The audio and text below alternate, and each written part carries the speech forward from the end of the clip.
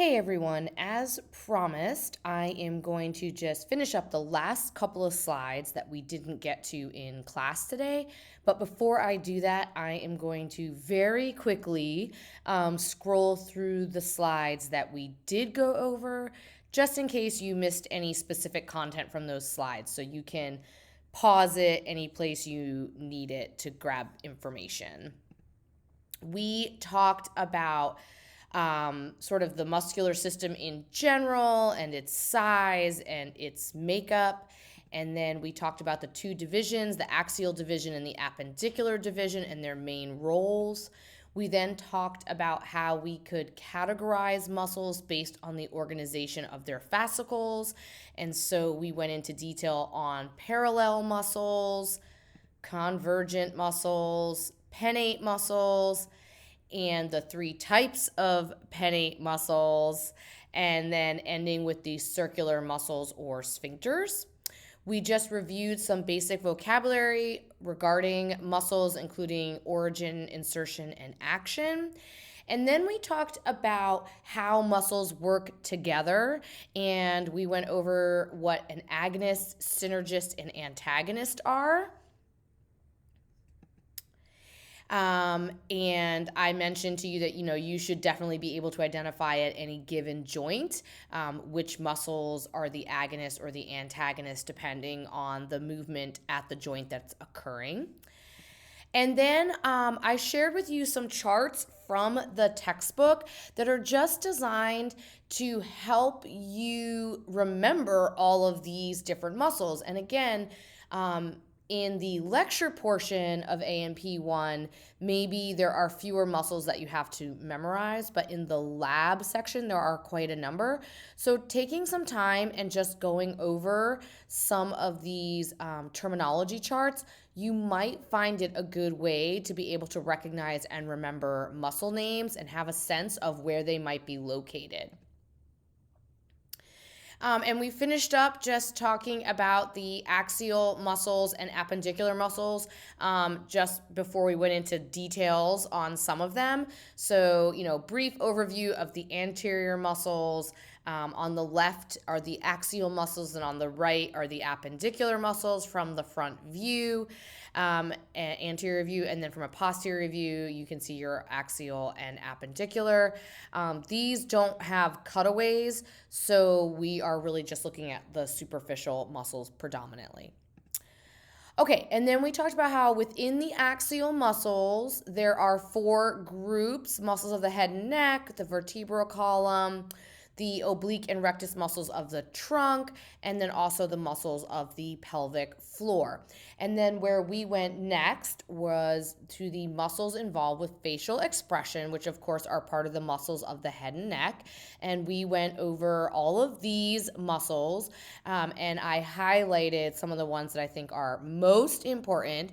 And some of those muscles are also tied to our conversation about Botox and where and how Botox works and the impact it has on muscle function and then on the subsequent facial expression.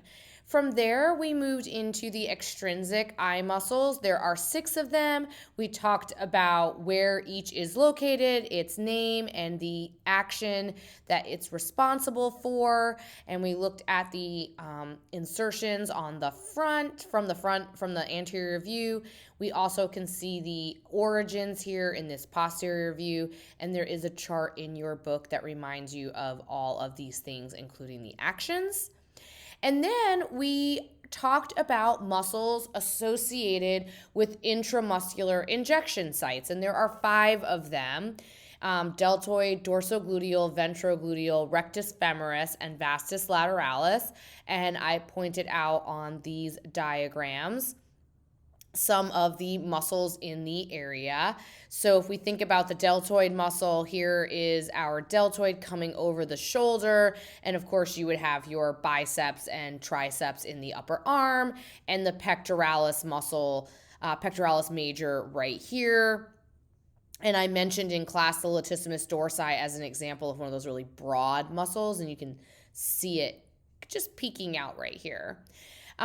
We also talked about the rectus femoris. That's this straight muscle right here on the front of the thigh. And notice coming across and over it partially is sartorius. So that's why we want to come down into the third, we want to divide the thigh into 3 quadrants, and we want to go with the middle quadrant. I just said quadrant for thirds.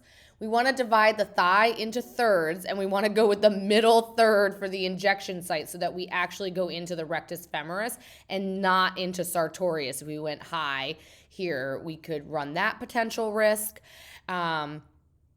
And then you can see here's the iliopsoas. I mentioned the psoas muscle in class. Even deeper to that is the psoas. So you have to go even deeper into the pelvic floor cavity and kind of into the groin area to find that psoas muscle. And then I also talked about the gluteus maximus muscle, which is the superficial layer on the outside. Just under that is going to be your gluteus medius running the so this is running obliquely, and this is going to be running superior inferior. And then you will have a gluteus minimus muscle as well, but it's not visible in this particular diagram. But you can see your deltoid up here, and it's a great example of how it is a pennate type of muscle. And then we also looked at the vastus lateralis, which is that outermost muscle on the outside of the thigh. If we're looking from the anterior view here, there's the rectus femoris and there's vastus lateralis, so 2 different potential injection sites. Notice that if you have a vastus lateralis, that means you're going to have a medialis on the inside, and we can see that here. And there would also be a vastus intermedius, which is hiding actually below the rectus femoris. So it'd be underneath this rectus femoris right here. And again, there's that sartorius coming across rectus femoris and psoas major, and psoas would be underneath that. Okay, and then I identified a bunch of muscles that are associated with massage of the back and neck. This is where people often hold a lot of tension, often connected to office work and working with on computers and not having a good setup or a good posture. So if we look in this picture here, we can see here is our splenius capitis running up our neck. You can see the sternocleidomastoid there just to the front, so that comes around the front. Here's trapezius, and you should be able to find your rhomboids right here that's been reflected. So it's this piece and this piece. If you lay them down, they come together to form the rhomboids. They've been removed so that you can see the serratus posterior superior, which is not going to be a muscle that I ask you about. Here's supraspinatus, and here is infraspinatus right there. So this is our scapula bone. There's the spine, deltoid, trapezius, infraspinatus below, supraspinatus above. And then we have our erectors, spiny group are going to be these ones running superior inferior up along the vertebral column. And our lower trapezius is going to be evident over here on the left. We have our upper and lower piece coming down here. And then also take note of the levator scapulae right here, which connects to your scapula and then goes up your neck. This is one where we hold a lot of tension as well. So we have that list right here. I think I covered all of them. Okay.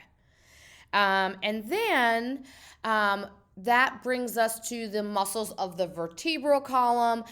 We're not going to go over every single one, but these are important muscles with posture, for maintaining posture. There are several layers of them. Some of them originate or insert on the ribs and vertebral processes. There is an entire muscle mass that will extend from the tip of the sacrum all the way to the skull, but each muscle group will have separate muscles of various lengths. There are not a lot of flexors because many of the large trunk muscles will flex the vertebral column. Think about like kind of crunching forward, and that your abdominis rectus muscles can do that. And then most of your body weight is anterior to the vertebral column, so gravity tends to flex the spine backwards. Flex the spine forward. Okay, which, never mind. So I'll leave that right there. Here are some of the muscles of the spine. Again, I'm not asking you to memorize these, but be aware that the erector spinae muscles, those are the ones that I mentioned for massage that run along the vertebral column. Notice that it's actually a whole bunch of muscles. You have all these longissimus ones, which means they're really long, and then you have like spinalis cervical and spinalis thoracis. So it's literally telling you where they are. So just hopefully that gives you a sense of the number of muscles that are helping you maintain posture and fight gravity and that pull flexion forward. You do have a chart in your book that will show you all of them. And then the last piece I want to just talk about is I just do want to talk about the fact that we have multiple layers of muscle across the abdomen. These are your rectus abdominis muscles. So you can see them right here. They have an aponeurosis in the middle, or that runs right down the middle here, called linea alba, is the line where they merge and meet together. And this is where you can develop a six-pack or more if you actually work them out enough. These are essential core muscles, and they work as agonists or antagonists to the muscles of the back. All right, hopefully that helps you out a little bit. Look later in the week for an update on specific muscles you should be prepared to identify on our unit test next week.